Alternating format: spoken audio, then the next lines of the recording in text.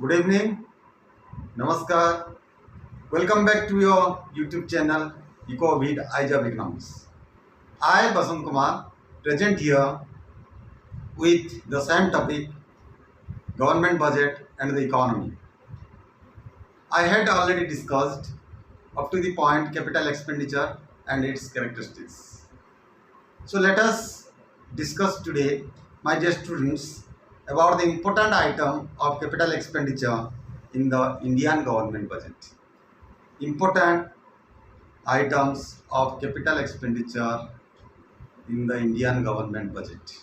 Number one, expenditure on land and building, expenditure on machinery and equipment, purchase of share, and loans by the central government to the state governments or state corporations.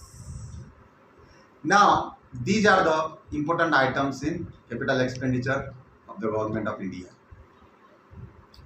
Now let us discuss that what kind of expenditures are incurred by the central government. Planned expenditure, non-planned expenditure. What do you mean by planned expenditure and what do you mean non-planned expenditure? Planned expenditure are those expenditure which are already in plans or budget. It is already discussed and passed by the parliament. That means throughout the year or throughout the 5 years plan, during the 5 years and during 1 year financial budget, what items are included to be incurred for planned expenditure. Suppose the construction of railways. This much kilometers of railways tracks will be constructed, so that this is included in planned. And what is non-planned? Suppose in railway accident, which are not included in the plan, any plan or budget. Suppose, for example, if one train accident occurred, then suddenly the government has to give compensation to the victims of that accident. So, which expenditure was not included in any plan or budgetary policy. So, my dear students, planned and non-planned expenditures are incurred by the government, and developmental expenditure and non-developmental expenditure. The expenditure which are included in the plan or budget to be incurred for further development of our country on education, health, whatever developmental and welfare programs are launched by the government, that is included in our budgetary policy or in a budget, and it is the purpose of this expenditure for the development of our country to make it so. And non-developmental expenditure, suppose maintenance of police, maintenance of defense, army, navy, air force. So all those expenditures are incurred for not further development of the economy or nation or country, but to defend the country from outside enemy and inside control the inside disturbances and administration. So for maintenance of disciplined administration, the government also incurred expenditure for maintenance of police and maintenance of defense, which are not meant for country's development or development in economy. So now there is a hot question, high order thinking skills. So you can note down, my dear students. Distinguish between revenue budget and capital budget. A very simple question, but it comes under words. So how you can distinguish? I am reading it out. Please listen it carefully and note it down if it's possible by you. That part of the government budget which shows revenue account including revenue receipts and revenue expenditure is known as revenue budget.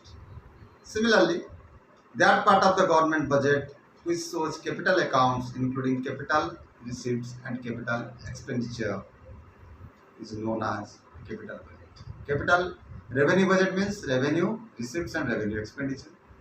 Capital budget means capital receipts and capital expenditure.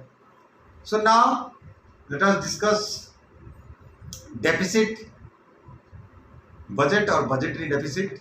What are the kinds of budgetary deficit? Deficit means, that means lesser than what we need exactly.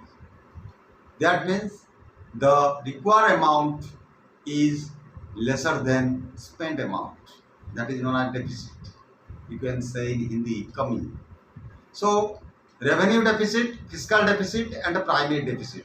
There are three types of budgetary deficit. Then, what do you mean by revenue deficit? RR, if denoted for revenue receipt or revenue deficit. RD, revenue deficit.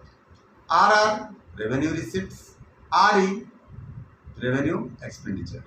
If revenue expenditure is more than revenue receipt, then there is a situation which is known as budgetary deficit, or you can say that is revenue deficit. So revenue deficit RD is equal to RE minus RR. That revenue expenditure minus revenue receipts. So revenue expenditure is more than revenue receipts. So there is a situation of deficit. Then if we will implicate, how to implicate or what are the implications of this deficit? You are to choose among the following options. Plan a cut of expenditure. That means what do you do when your annual expenditure exceeds your annual income? If annual income is lesser than annual expenditure, then what to do? The same thing is being done by the government. Plan a cut in expenditure. Plan a cut in expenditure. How much you are spending, you just try to cut from all the angles. Raise funds through borrowings and raise funds by selling your assets, house, etc. The government is also placed in a similar situation when it faces the problem of revenue deficit. If your income is lesser than expenditure, what to do? You will borrow or cut the expenditure, or you can sell your assets. The government also does the same thing. And for example, the government in India has cut its expenditure on subsidies by restricting the supply of subsidized LPG cylinders. Nowadays, you see, my dear students, the price of cylinder has been increased, and it is increasing throughout the year. Why? The government is in deficit. To combat this situation, the government has to raise the price of the cylinder by minimizing its subsidies. Then pensions, different pensions are to be cut up. Then scholarship are to be cut up. Then any type of grants and donations will be reduced to overcome from the situation of revenue deficit. Then fiscal deficit, FD, it is denoted as FD. Fiscal deficit means there's total expenditure of the government minus total receipts of the government. Total expenditure means revenue expenditure plus capital expenditure. Total income means revenue receipts plus capital receipts. That means the government total expenditure is increased, then total income or receipts. So there will be a situation of fiscal deficit. Then what are the implications? If the government expenditure will increase more than government income, then what will be the result, consequences? There will be a inflationary spiral, because the price, general price level in an economy will increase. So wage will increase, and price and wage will be spiraled with each other and it will increase simultaneously.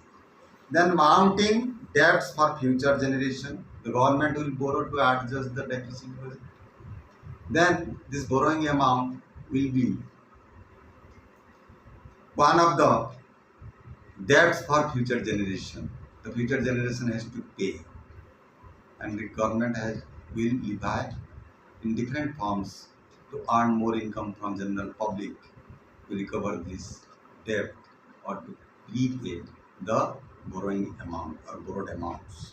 Then vicious circle of high fiscal deficit and low GDP growth. Unemployment crisis will be there. If unemployment will be there, then low income. Low income means low saving. Low saving means low investment. Low investment means low production. Then ultimately the GDP of an economy will decline.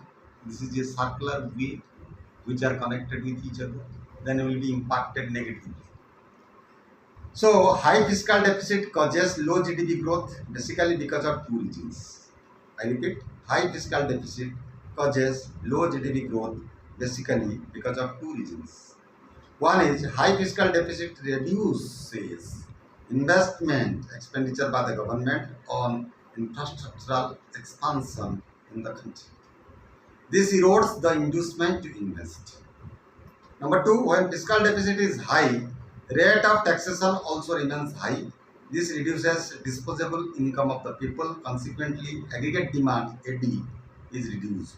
Low AD acts as a serious roadblock in the process of production activity. As I told you, that unemployment problem, low income generation, low saving, low investment, so low GDP. So, vicious circle of a high fiscal deficit will be impacted on declining GDP in an economy.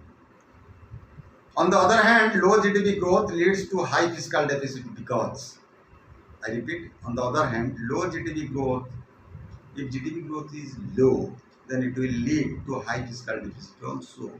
It's vice versa. Either fiscal deficit is there, so low GDP will be realized.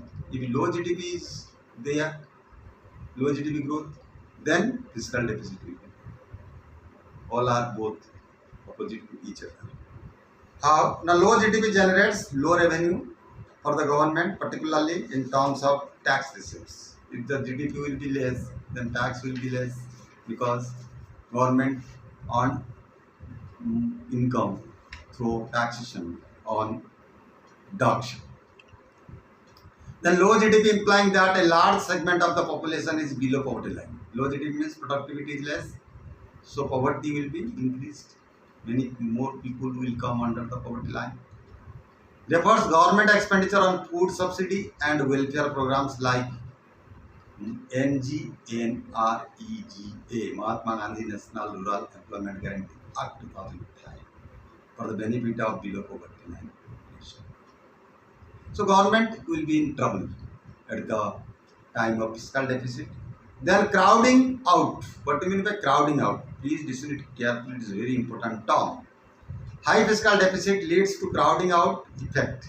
This works like this. How crowding out works out? High fiscal deficit leads to high borrowings by the government. High borrowings by the government from the money market reduces availability of funds for private entrepreneurs. Money will be drained to the government account from the public. So the entrepreneur will not have much money to invest in production.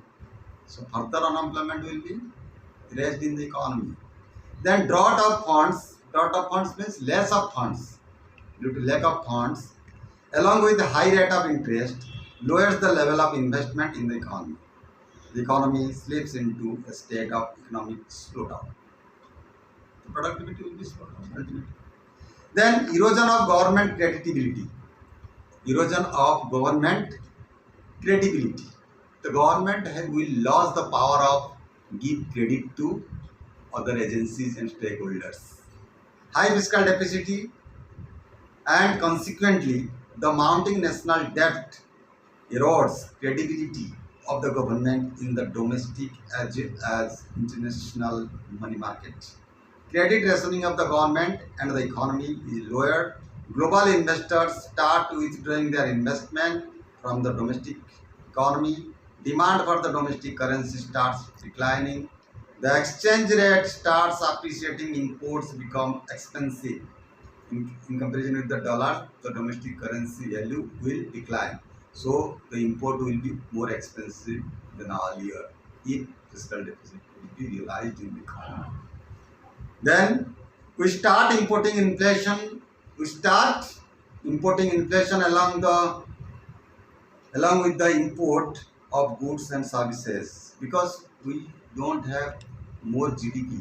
The GDP is very, very low, so we will depend on other countries for our requirements to fulfill our wants. So that the import will increase, exchange rate will decline of domestic currency, then economy will go in slip down. So economy will be deprived. Then primary deficit. So primary deficit is equal to PD is equal to FD minus IP, fiscal deficit minus interest payments. Then here, while fiscal deficit shows borrowing requirement of the government inclusive of interest payment on the accumulated national debt, primary deficit shows borrowing requirements of the government exclusive of interest payment. In other words, primary deficit indicates government borrowings on account of current year expenditure and current year receipts of the government. So, primary deficit, fiscal deficit minus interest payment. Interest payment is not included with fiscal deficit when we are calculating the primary deficit. So, interest payment is separated from it. Then, what are the implications of primary deficit? Implications of primary deficit are similar to those of fiscal deficit. The only difference is, please underline and note it down, what is the difference? The only difference is that primary deficit does not carry the load of interest payments on account of the past loans.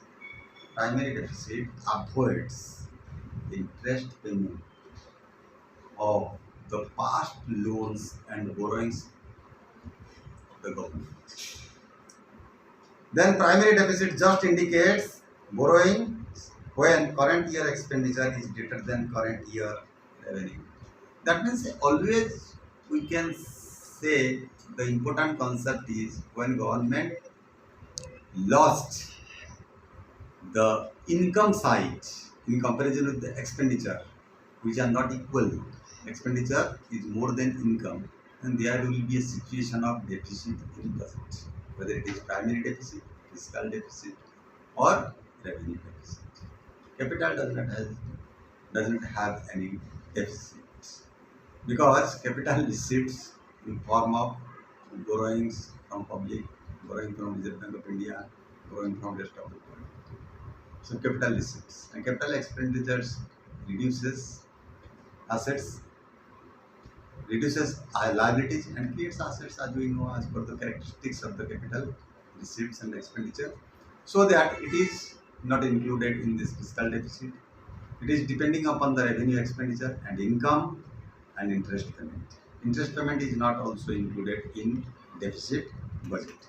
Okay, my dear friends, this is all about the budget, government budget and the economy, how economy is impacted positively and negatively with government budget. We have discussed. The most important thing is what is budget, what are the types of budget, and what are the characteristics of capital receipts, capital expenditure, revenue receipts, revenue expenditure. Then what are the types of deficit budget, budgetary deficits, what are the types? I have told you revenue deficit, fiscal deficit and primary deficit. These are the fundamentals in this topic.